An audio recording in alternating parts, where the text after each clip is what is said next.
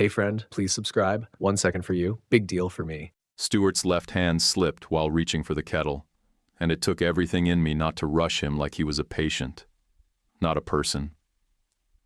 Got it, he muttered, brushing me off like always, but the tremor said otherwise. I watched the water spill a little before he caught himself and set the kettle down with a grunt. His grip was shot for the day. Again. I was 28, running delivery routes as a coordinator for a small startup out of a co-working space in South End, Charlotte. Nights I spent at Stuart's place. Ever since his first minor stroke, he didn't like being alone in the evenings. Not that he'd admit it. Before we start, tell us which city or country you're listening from. Let's see which corners of the world we've gathered from today. Thanks, and let's get into the story. Stuart used to be my stepfather-in-law. He married Blair's mom when Blair was 8, but never adopted her. After Blair and I divorced, he stayed my family anyway. The man treated me like a son when nobody else did. I wasn't going to vanish on him just because my ex lost the plot. And Blair, 26, looked like an Instagram ad come to life. Fitness instructor, half a dozen brand collabs, not one stable paycheck between them. Every month she pitched some new hustle like it was a Shark Tank audition. $2,900 on a boot camp launch, $4,700 on a juice bar cooler. I saw none of it come back. We kept getting mail with her name on stuff we never bought. Creditors called like clockwork. 8:06 in the morning, 9:14 at night. Utilities, a card, even the internet, all in both our names because she couldn't keep her accounts straight, or wouldn't. Our GP once said timelines on stroke recovery and fertility weren't guaranteed. Same week we were supposed to do testing. Blair spun it into my fault somehow, claimed we should table everything for later. That was her favorite word, later. Meanwhile, life burned down in real time. The only thing that kept me sane? One rule. I don't take loans for anybody's dream, and I don't talk personal at the office. That's it. Kept my head straight. At work, we had Damon, our sales star. 31, loudest guy in any room, always acting like we were close. We weren't. He kept poking at me like he wanted in on my life. What's with the late-night texts, man? You ghosting your girl or what? Like I owed him some drama. I'd give him a look, keep moving. Blair started coming home at 1:30 in the morning, twice in 1 week, with stories that didn't line up. She'd laugh when I asked straight questions, so I wrote down her answers in notes with timestamps like a rookie cop. Where, who, how long. She called me obsessive, said I was making things up. April 14th, 2023, we called it. No shouting, no broken dishes. She stared at her phone. I packed 2 duffels, paid the last Duke Energy bill, and walked out. Locked the door behind me like I was clocking out. But I kept Stuart on my route. Some things still made sense. I made sure his meds got sorted each week. Took out the trash, cleaned the counters, stocked his fridge when I had time. Blair didn't call to ask about him, not once. Didn't even pretend to care how he was doing. And me? I didn't talk about it. Not to Damon, not to anyone. I didn't want pity. I wanted peace. The lawyer didn't sugarcoat it. No kids, no house, no alimony. Divide what you can and keep what you legally touch. Simple math. $11,300 landed on my side once we untangled the mess. Her gear, her branding invoices, her past due bills on a card I never touched. Half of it still had my name because she forgot to change the info. That weekend, she called me 12 times. One after the other. I didn't answer. Sunday afternoon, she sent a text that read, "If you loved me, you'd fix it." I stared at it for a full minute, then swiped it away and went back to chopping carrots for Stuart's stew. That line used to work on me. Not anymore. We'd gone to the clinic in early March, back before the split was final, when we were still lying to ourselves about building something. Her labs came back with low ovarian reserve. She cried, then went ice cold for days. Mine were clean. My urologist cleared me after one visit. I never said a word about it again.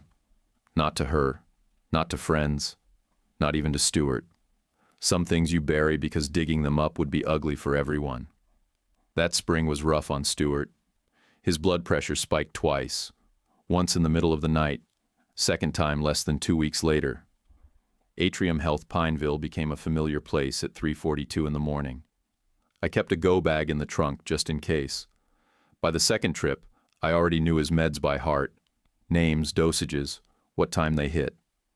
His nurse called me son, without asking who I really was. One night while I was fixing his pill box, he sat quiet for a second too long and said, "I'm sorry for the way she turned out." I put the cap back on the pill bottle, didn't look at him. "You don't owe me that." He started. I cut him off. "Nobody drives 2 cars at once. We just keep ours between the lines." I moved into a ground floor 1-bedroom off Park Road. Rent was $1,180 even. No frills, no drama. Easy to carry groceries and supplies from the car. Plus I gave the neighbor across the hall a key in case Stuart needed something and I couldn't get there fast enough. He was a quiet guy named Terrence. Worked nights, didn't ask questions. Perfect setup. At work, I kept things clean. Confirmed pickups, confirmed drop-offs, solved delays before they hit dispatch. I built a spreadsheet that sorted vendors by zip code and flagged delays that showed up more than twice a week. Nothing fancy, but it cut down customer complaints by 30%. Damon kept poking. "You good, man? Heard you and your lady went separate lanes."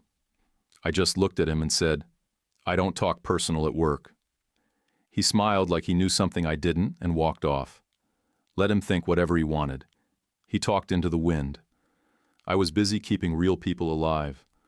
In August, our startup got fresh money. Talk started swirling about a new COO coming in from out west. Someone lean, someone sharp. I didn't care. Still showed up at 6:10 every morning, loaded box trucks by hand when drivers flaked, checked in on Stuart at lunch. That's what my days looked like. Nothing dramatic, just responsibility on rinse and repeat. One Tuesday after I'd restocked Stuart's Ensure and chopped the stew meat small enough for his soft bite, Blair texted, "Can we meet? Just to talk." I knew what that meant. It meant she wanted something. We met at a smoothie bar she used to push on Instagram, like it was church. She came in all light voice and tight leggings, asked how Stuart was like she actually cared. I let her talk. 5 minutes in, she dropped the real reason. "There's this studio space in South End," she said, spinning her straw. $2,350 a month, just for 6 months. If you could co-sign. No. Her lips tightened, like I'd slapped her. "You didn't even let me finish." "I don't take credit for someone else's dream," I said, same as always. That hasn't changed. She tried to guilt me, said she was trying to rebuild, trying to stand on her own feet. I nodded, stood up, and left her sitting with her overpriced kale slush. Same pitch, different year. Nights at Stewart's were quiet. I'd cook stew or roast chicken, cut the pieces small so he didn't struggle, line up his meds by day in a clear box with the lids I'd labeled in Sharpie. He didn't say much those evenings. Just watched the news, commented on bad weather or dumb politicians. I liked it that way. No noise, no demands. Just 2 people surviving the tail end of a long week. It wasn't sainthood. It was duty. The man had earned it from me, back when he cared what happened to me while his stepdaughter played influencer. I never told anyone about those nights. Nobody needed to know. Some things you do just because they're right, not because they'll get you points. Catherine, with a firm handshake and no title drop. Everyone started calling her Cat after day 2, and it stuck. 27, fresh-cut blazer sleeves rolled up, phone screen already cracked. I figured she was just another overpaid operator parachuting in to move decks around. She wasn't. Cat walked the space like she meant it. Not the fake tour people do on day 1. She circled desks, squatted next to drivers mid-call, asked what tools we actually used instead of just telling us which ones she liked. Her hair was tied up with a pen jammed through the bun. No rings, no soft voice, No buzzwords. I was flagging a shipping glitch from Gastonia when she looked over my shoulder and said, "You just routed around a 3-hour delay in 2 lines." I shrugged. Quicker than waiting on dispatch to pick up. She didn't say nice or cool like most of them do when they don't get what you just did. She just watched me finish the reroute, then walked off without another word. Day after, we sat down for a one-on-one. Just the two of us in a shared phone booth with half-working ventilation. She opened a Google Doc and said, "You've been here a while. What would you change in ops?" I didn't dress it up. Tighter delivery windows, fewer promises we can't keep. That's it. She looked at me like I'd handed her gold. Then she just typed it down and asked nothing else. Damon made his move fast.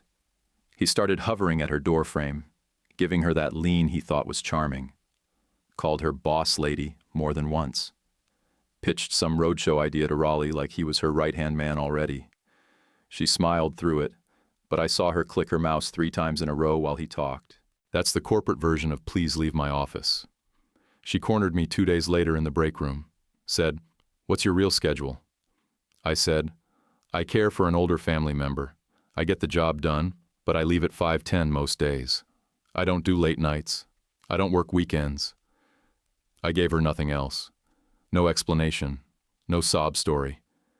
She looked me straight in the face and said, "Understood." Then walked out with a protein bar in her hand and didn't ask again. That was the first time in a long while I felt like someone saw the full picture and didn't need me to spell it out. Same week, Blair texted me a gym mirror selfie with a flex emoji and the words, "Thinking of you." I didn't open it all the way. Archived it. Blocked the number for 30 days. Her rotation had gotten predictable.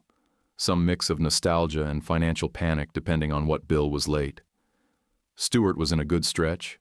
13 days of steady blood pressure. We grilled chicken on his back porch with the old radio on and mosquitoes biting through my socks. I brought over a little mesh fan to keep him cool and iced a Coke for him like he used to like it when I was still married in. He told me a story I'd heard 6 times already about a Navy buddy who once broke his toe kicking a trash can. I laughed anyway. Back at work, I got a short email from Kat. Just said, "Your delivery matrix saved us 4 misses this week." No fluff, no fake hype. It landed better than any compliment I'd heard in months. Damon didn't like it. He started calling me the spreadsheet whisperer around the office, like a joke he thought people would laugh at behind my back. Sometimes they did. I didn't care. Let him entertain the break room. Kat didn't take the bait. She kept pulling ops reports and tagging me directly when she needed confirmation. No long meetings, no half-baked brainstorming sessions, just results. One Thursday, she stood next to my desk and asked, "You ever train new hires?" I said, "Not officially. I write things down so people don't mess up the same way twice." She nodded. "You got any of that for our routes?" "Yeah, I've got docs, but they're rough. Better than nothing. Send them." That was it.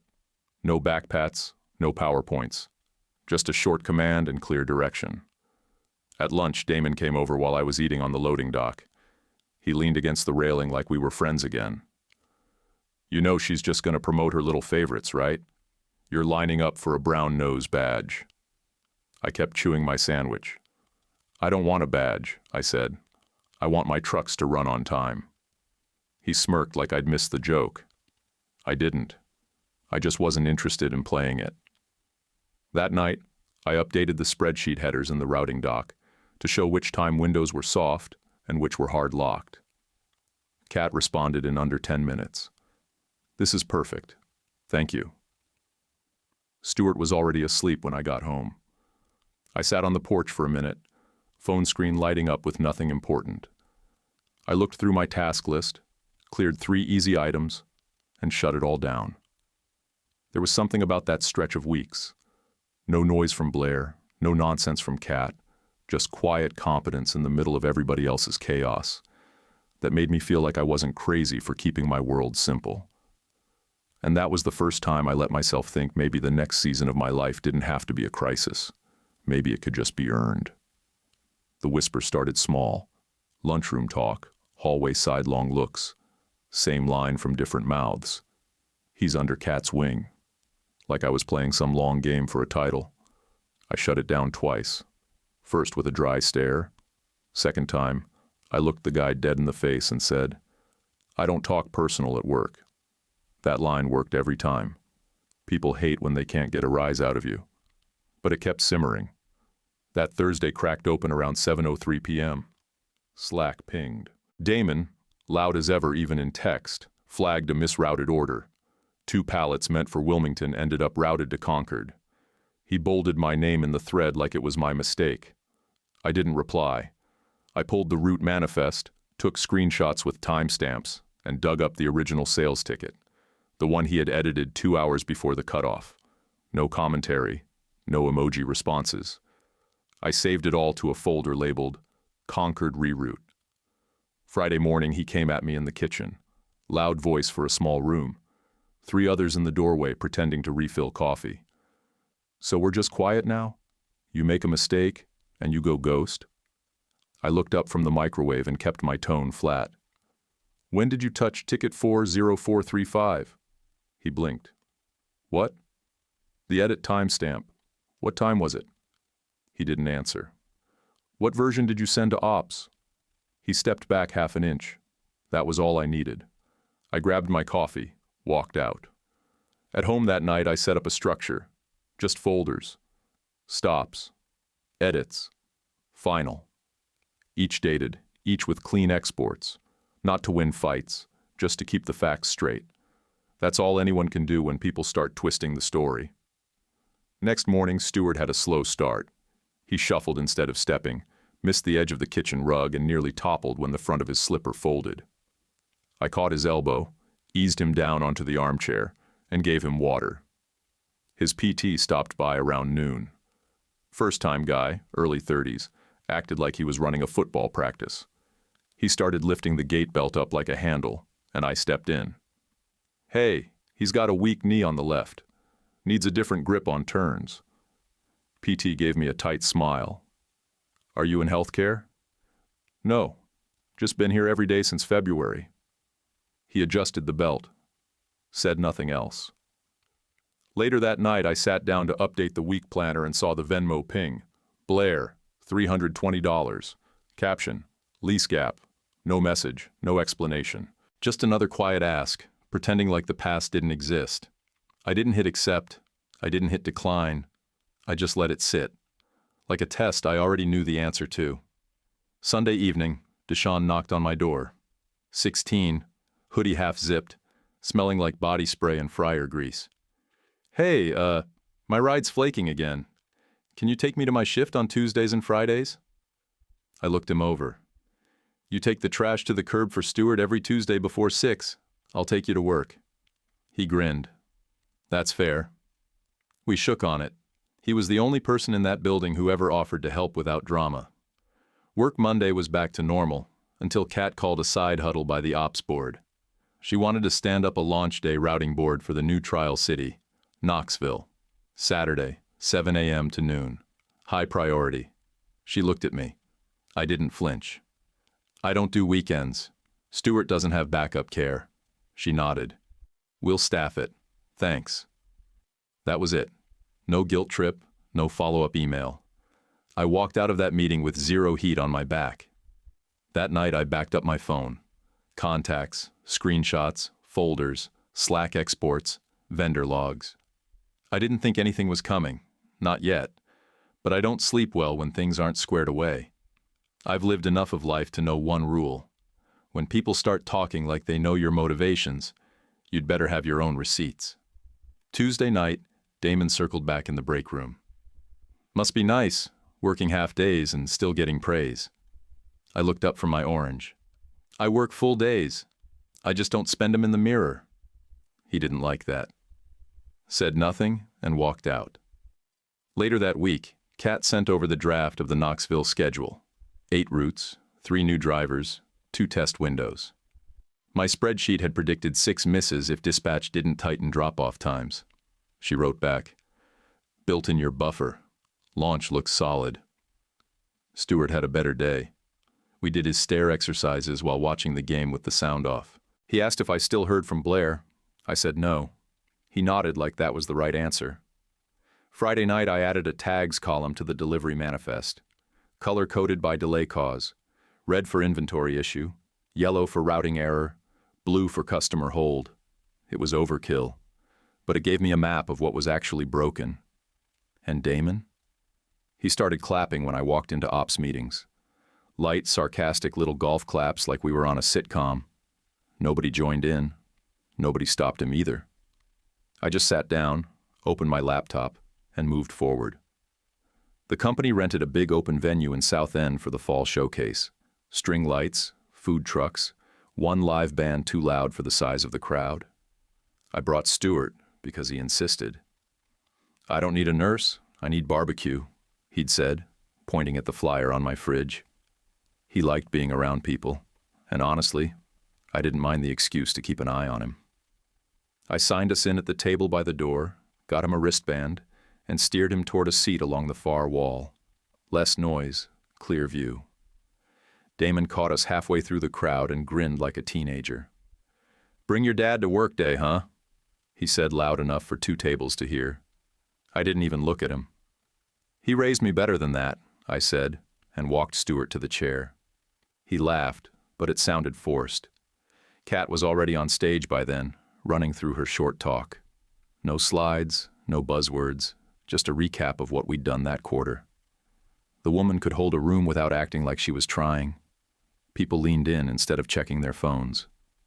I handed Stewart a bottle of water, peeled off the cap, and turned for maybe half a second to wave at one of the warehouse guys.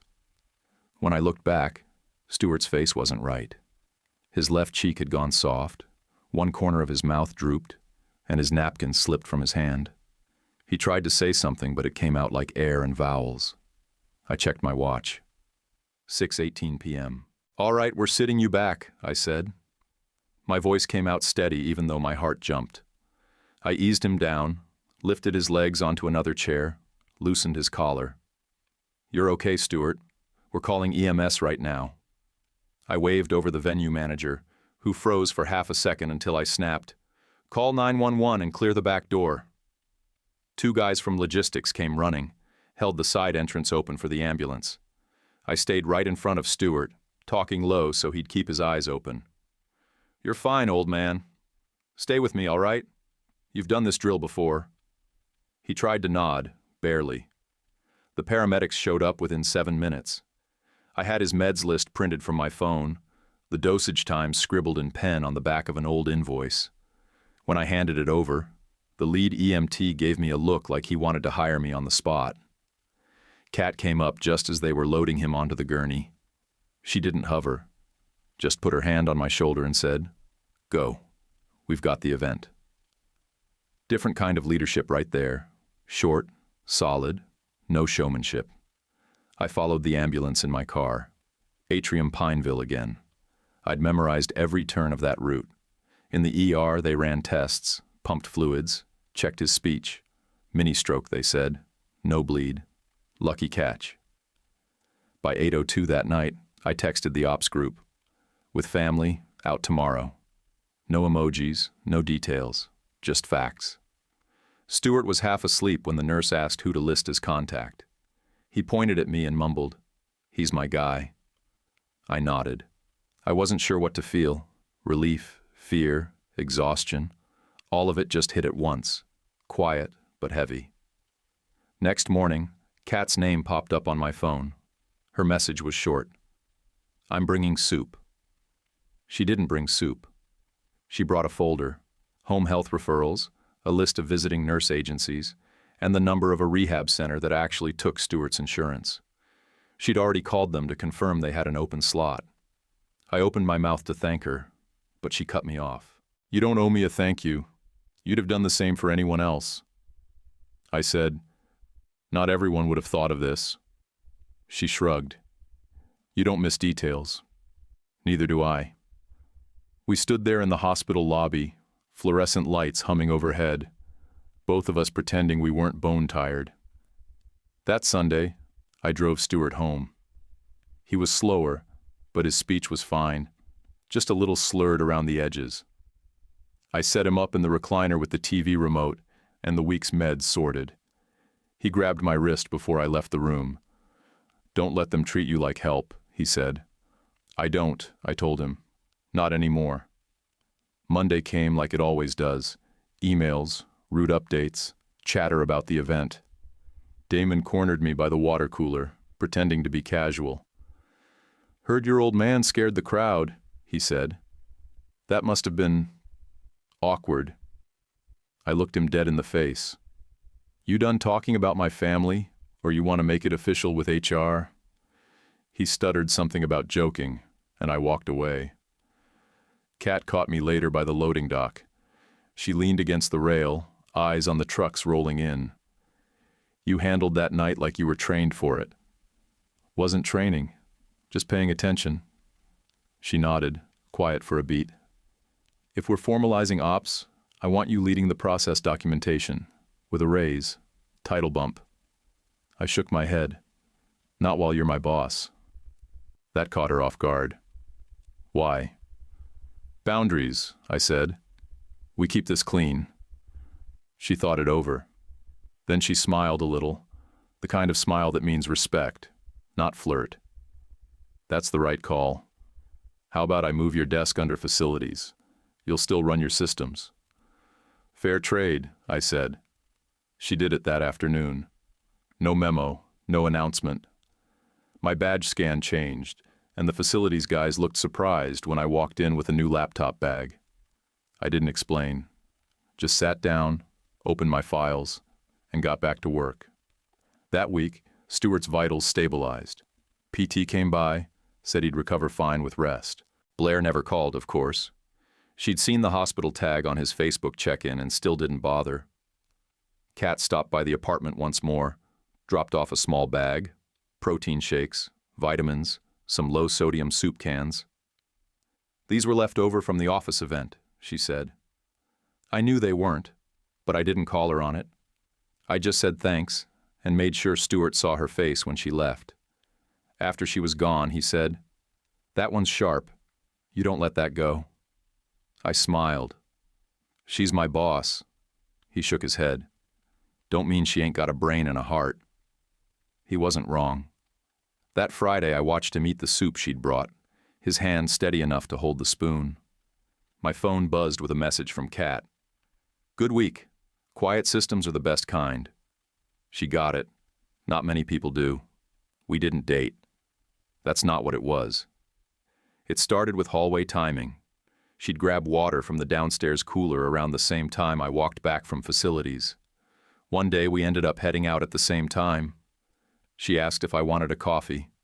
I said sure, as long as it wasn't in the building. There's this little spot on Camden Road with decent drip and no coworkers. We went twice that week, then 3 times the next. Never sat too close, never stayed too long. No big laughs, just quiet air and actual talk. One morning while we waited in line, she asked, "What's the catch with you?" I shrugged. "I go home early because I'm needed. That's it." She nodded like that told her everything she needed. Didn't pry, didn't follow up with something personal about her own life just to fill the silence. We drank our coffee on the sidewalk, side by side, watching a box truck do a bad parallel park across the street. The next time she came by the apartment, it wasn't with soup or folders. She just asked, "Think Stuart's up for meeting me?" I said yeah, as long as she didn't bring kale chips or use the phrase self-care. She laughed and said, "Deal." Stuart was having a good day. He answered the door himself, slow but steady, then sat down and asked her if she wanted iced tea or bourbon. She said iced tea. He poured both, and 20 minutes later he cracked one of his old Navy jokes about an officer locking himself in a walk-in freezer by mistake. When she left, he leaned back and said, "She's sharp, no fluff." I said, "Yeah, that's why she scares most people. That's why you like her." I didn't answer. At work, Damon started making noise again. Not the playful kind. This was louder, nastier. He started telling people I was hiding behind a sick old man to avoid stepping up. I didn't swing back, just wrote it down. Time, place, who was in earshot. Same way I logged vendor misses and route delays. Facts don't panic. Then the Venmo feed started getting weird. I'd check mine once in a while, mostly for reminders. That's when I saw it. Public payments from Damon to Blair. 3 of them over 3 weeks. One for $180, one for $220, then another for $150. No captions. Just the little icons she always used. Dumbbells, fruit, sparkle emojis. I didn't jump to conclusions. But I screenshotted each one, saved them to a folder marked Meta. Didn't even name it anything dramatic. One night around 10:30, Blair texted from a new number. She sent a hotel bar selfie from Tryon Street. Red lipstick, martini glass, same old smirk. The caption read, "Remember this?" I blocked it without replying. Didn't even save the number. That same week, she accidentally forwarded me a chain from a client I'd once helped her set up branding templates for. I was nowhere on the active list, but she'd hit the wrong forward. Buried in the metadata, I noticed a recovery email address tied to the thread. It ended in 4 digits I recognized immediately. Damon's number, his second one, the work phone. Still didn't say anything.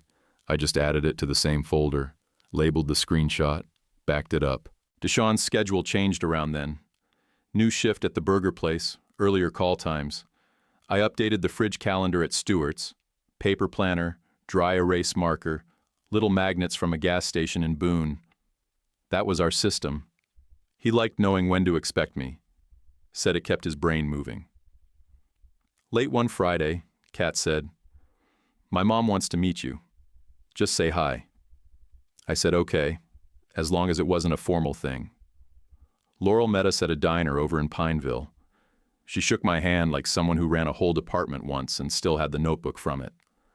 First question, what do you do for Stewart when his gate's off? Second one, do you have backup if something happens to you? I answered both, clear and short. She nodded, looked at Kat and said, "He's steady. That's rare." Kat smiled and said, "Told you."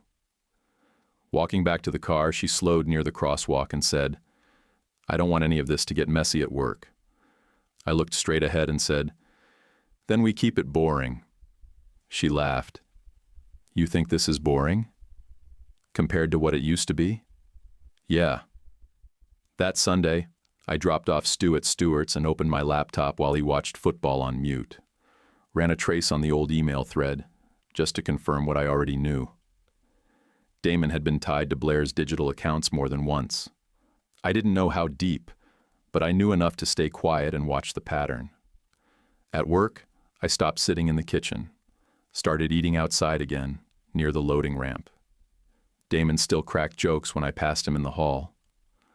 "Got your little files backed up?" Or, "Don't let the clipboard bite." His voice got louder when Kat was in earshot. She never reacted, but she did start forwarding me vendor reports directly, bypassing Damon completely. No comment, just files. That's when I knew she knew. The reroute dropped at 4:52 p.m. Friday. Damon flagged it in Slack with my name bolded and a little note. Adjusted for capacity. Double check before finalizing. I opened the file.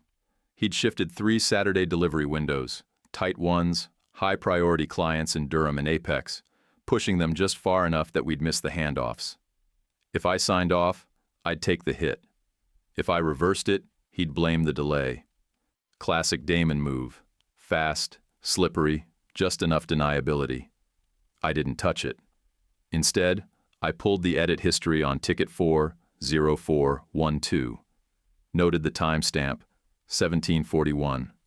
Then I checked the delivery window shift, 1743. I took screenshots, printed them. No notes, no red circles, just raw data. That night I stayed late at Stewart's, set up his new med tracker, updated the fridge calendar, backed up the shared drive on my phone again. I didn't feel angry, just precise. Sunday morning, I emailed HR and requested confirmation. Anything I showed at the next meeting had to come from publicly accessible records or company logs. They replied by 11 a.m., green light. No confidentiality breach, no legal tripwires. I got to work. Built a thin deck, 6 slides, no fluff. First slide, original routing schedule. Second, Damon's edit time. Third, delivery shift and Slack ping time. Fourth, diff log. Fifth, Venmo screenshots. Final slide, recovery address matches. Monday, I got in early, wore the same boots I'd been wearing for 3 years, brought my own laptop, not the work-issued one, paper copy of everything in a clean folder. The meeting room filled up quick. Kat, HR rep named Mina, ops lead, finance and Damon, coffee in hand, like nothing was coming. I asked for 5 minutes. Kat nodded. Go ahead. I stood, opened the folder, and passed copies to the room. 2 quick questions, I said, flat tone. Damon, can you confirm you edited ticket 40412 at 1741? He blinked. I mean, if it shows that, then yeah, I probably did. Second question. Why did the delivery window change 2 minutes later? He smiled, fake casual. I saw a capacity issue. Thought I'd flag it for the team. No big deal. I clicked to the next slide. This is the diff log showing the edit path. Slack ping came at 1743 with my name bolded. Kat tilted her head slightly. You didn't approve this reroute? No. I flagged it as a misrisk and held it. I moved to the next slide, Salesforce field history, showing the same 2-minute gap. Damon shifted in his chair. Look, this is small potatoes. Routes shift all the time. I'm not saying it's sabotage, I said. I'm saying the data shows who moved what, when. No speculation. Then I moved to slide 5. Venmo screenshots, public feed, Damon to Blair, $180, $220, $150. Dates matched nights he accused me of rerouting for friends. He leaned forward. What does that have to do with work? I looked at the group, not at him. I'm not making any personal claims. These are transactions tied to work disruptions. That's the overlap. HR rep cleared her throat. Damon, do you have any conflict of interest to declare? He didn't answer, just stared at the edge of the table. I didn't press, just pulled a sealed manila envelope from my folder and handed it to HR. This includes email headers from a forwarded client chain Blair accidentally looped me on. The recovery address tied to Damon's secondary work number. Kat leaned back, arms crossed. Let's pause here. She didn't raise her voice, didn't grandstand. Just clicked her pen once and said, 3 actions. 1, finance audits. Damon's closed deals for the last 90 days. 2, freeze commission pool pending review. 3, route changes now require dual sign-off, sales and ops. No one argued. Damon stared straight ahead like he hadn't just lit himself on fire. Meeting ended 15 minutes early. Everyone shuffled out quiet. Kat stayed behind with HR. I didn't wait. I had things to do. That afternoon, I filed an incident report. Standard form. No adjectives. No accusations. Just names, timestamps, system logs, screenshots. Facts only. Stewart had physical therapy at 5:15.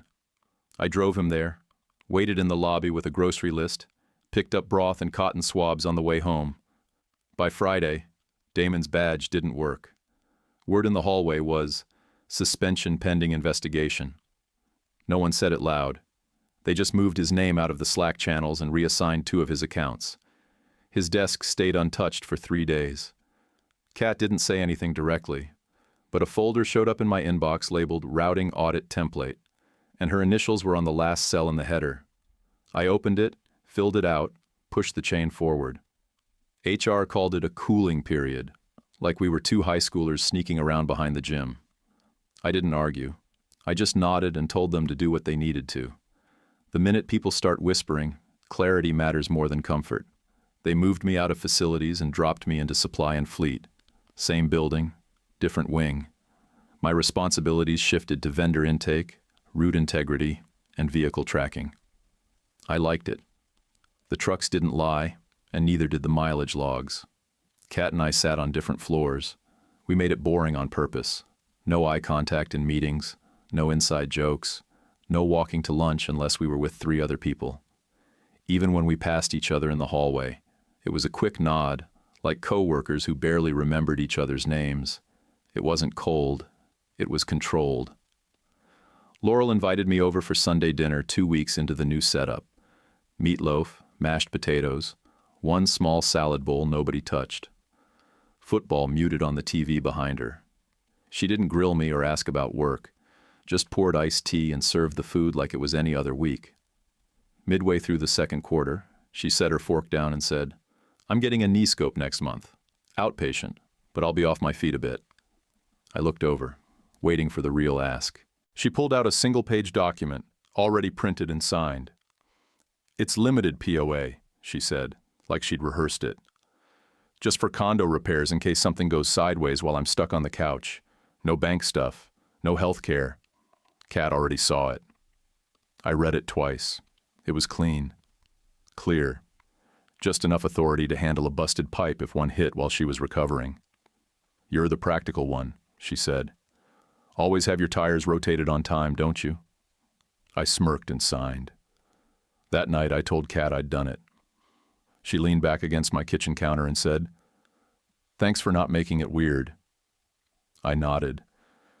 "I'm not touching anything that affects your comp or mine. That's the boundary."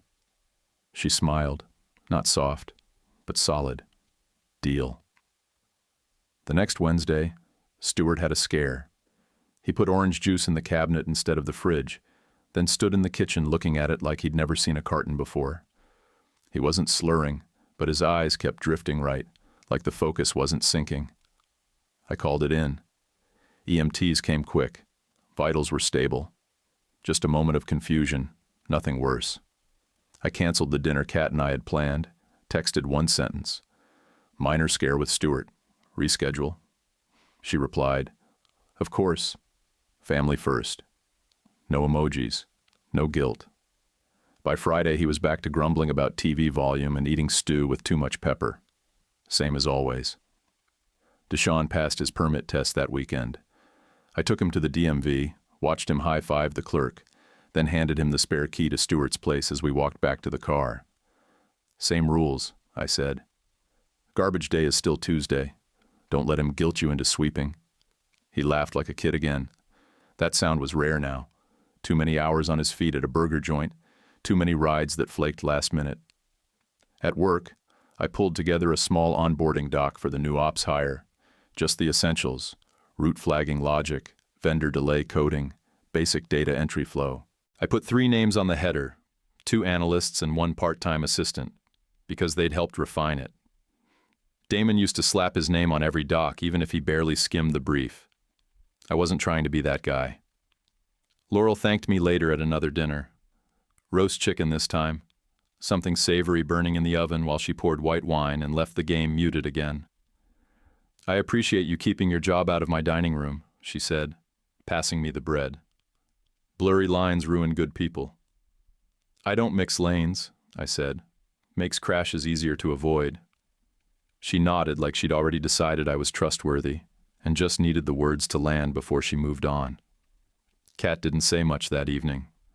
But when we stepped outside and hit the porch, she gave my hand a short squeeze, half a second, firm, and let go before the light from the window caught it. No need for speeches. We both knew what it meant. She showed up on a Thursday evening like we were still on speaking terms. I heard the knock while I was setting Stuart's evening meds. When I opened the door, there she was. Tight smile, glossy hair, and that practiced voice that always meant she wanted something. "Just hear me out," she said, holding up her hands like I was going to swing on her. "It's only 6 months. Just co-sign the equipment lease, $3,400 a month. The studio's locked in. I just need one person who believes in me." I opened the door just wide enough to make it clear I wasn't slamming it in her face. Nothing more. "I've said the same thing since I was 22, I told her. "I don't take credit for someone else's dream." Her whole face changed. Smile vanished. Voice dropped. That sharp edge came out like it always did when I didn't give her what she wanted. "No wonder I couldn't carry," she snapped. "You're barren in every way." The word hit like it was designed to. Weaponized. I stepped between her and the inside of the apartment. "Don't talk like that in this house," I said, slow and clear. "Get off the porch." She didn't fight it, just turned and walked down the steps with her little tote bag swinging too hard. I closed the door and locked it. Stuart didn't say anything from the living room. He didn't have to. Next morning, I got the HR ping before 9 a.m. We received a third-party report alleging abuse of company delivery vehicles for personal errands. Please advise on availability to discuss. The timing wasn't subtle. I replied with my calendar, then walked straight to IT and asked for my desk logs, access records, and full route history for the past 90 days. When I sat down with HR that afternoon, they had a folder already waiting. Everything matched. Routes, pickups, drop-offs, logins. Even my desk relocations were clocked to the minute. There was no smoke. Not even a flicker. Mina from HR asked, "Anything else we should know about who might be sending this?" I kept it simple. Former relative, disgruntled, nothing professional. She nodded and closed the file. That same afternoon, finance finalized Damon's audit. 2 deals misrepresented, commission clawbacks totaling $8,600. He didn't show up for the meeting. Just sent a short email that said, "I resign effective immediately." No goodbye message. No swag box left behind. Just gone. Blair tried one last swing on the way out. Posted a vague story online about men who pretend to be caregivers but actually exploit the system. No names, but enough dots that a few mutuals started whispering. Laurel wasn't subtle about it.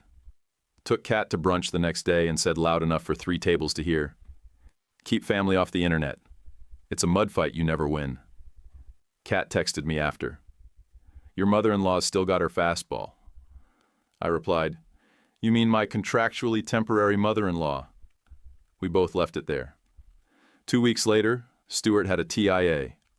I caught it fast. Same cues. He dropped his spoon mid-bite, looked sideways like the room had shifted. I checked the time, helped him to the chair, called EMS, loosened his collar, and pulled the med list from the drawer.